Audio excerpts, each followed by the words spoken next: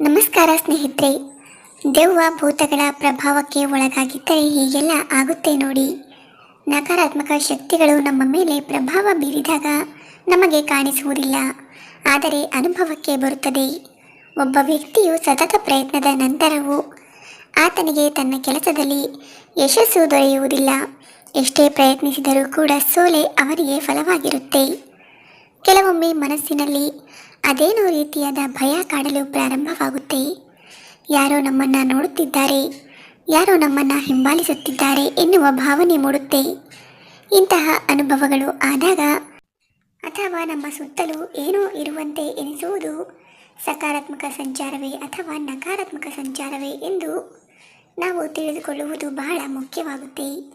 ಒಂದು ವೇಳೆ ನೀವು ನಕಾರಾತ್ಮಕ ಶಕ್ತಿಗಳ ಪ್ರಭಾವಕ್ಕೆ ಒಳಗಾಗಿದ್ದರೆ ಜೀವನದಲ್ಲಿ ಯಾವೆಲ್ಲ ಸೂಚನೆಗಳನ್ನು ಪಡೆದುಕೊಳ್ಳುತ್ತೀರಾ ಗೊತ್ತಾ? ನಕಾರಾತ್ಮಕ ಶಕ್ತಿಯ ಪ್ರಭಾವದಲ್ಲಿರುವ ಯಾವುದೇ ವ್ಯಕ್ತಿಯ ಮನಸ್ಸು ಪ್ರಾರ್ಥನೆ, ಧ್ಯಾನ ಇತ್ಯಾದಿಗಳ ಮೇಲೆ ಕೇಂದ್ರೀಕರಿಸುವುದನ್ನು ನಿಲ್ಲಿಸುತ್ತೆ. ಅಂತಹ ಜನರು ಯಾವುದೇ ಧಾರ್ಮಿಕ ಸ್ಥಳಕ್ಕೆ ಭೇಟಿ ನೀಡುವುದಕ್ಕೂ ಹಿಂದೆ ಮುಂದೆ ನೋಡುತ್ತಾರೆ. ದೇವರ ದರ್ಶನವನ್ನು ಪಡೆದುಕೊಳ್ಳಲು ಅವರು ಇಷ್ಟಪಡುವುದಿಲ್ಲ. ದೇವರ ನಾಮಸ್ಮರಣೆಯನ್ನು ಮರೆತು ಬಿಡುತ್ತಾರೆ.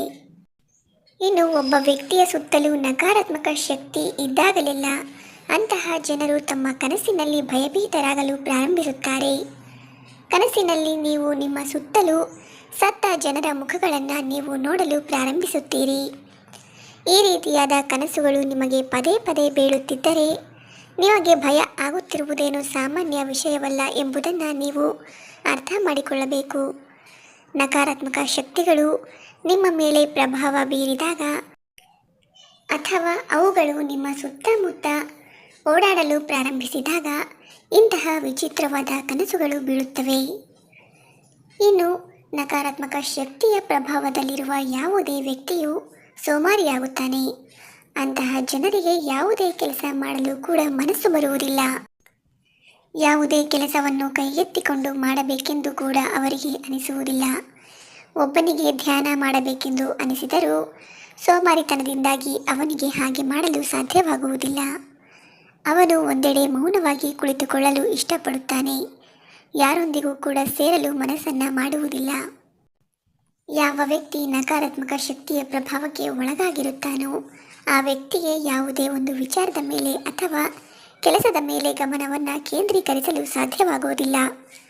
ಅವನ ಮನಸ್ಸಿಗೆ ನಿರಂತರವಾಗಿ ನಕಾರಾತ್ಮಕ ಆಲೋಚನೆಗಳು ಬರುತ್ತಾನೆ ಇರುತ್ತವೆ.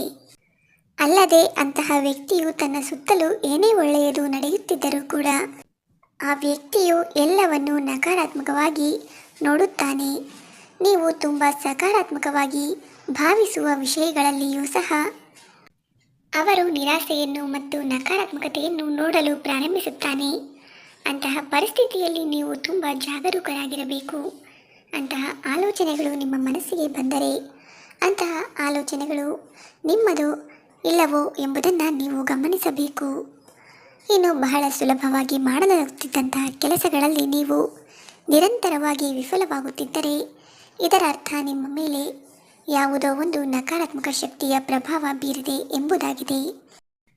ಅಲ್ಲದೆ ಅಂತಹ ಜನರು ತಮ್ಮ ಕೆಲಸದ ಮೇಲೆ ಗಮನ ಹರಿಸುವುದನ್ನು ನಿಲ್ಲಿಸುತ್ತಾರೆ. ಹಿಂದೆ ಅವರಿಗೆ ಸಂತೋಷ ನೀಡುತ್ತಿದ್ದ ಕೆಲಸಗಳನ್ನು ಮಾಡಲು ಈಗ ಅವರಿಗೆ ಮನಸ್ಸಾಗುವುದಿಲ್ಲ. ಇಂಥವರ ವೃತ್ತಿ ಜೀವನದಲ್ಲಿ ಪ್ರಗತಿಯು ಕನಸಿನ ಮಾತಾಗಿರುತ್ತೆ.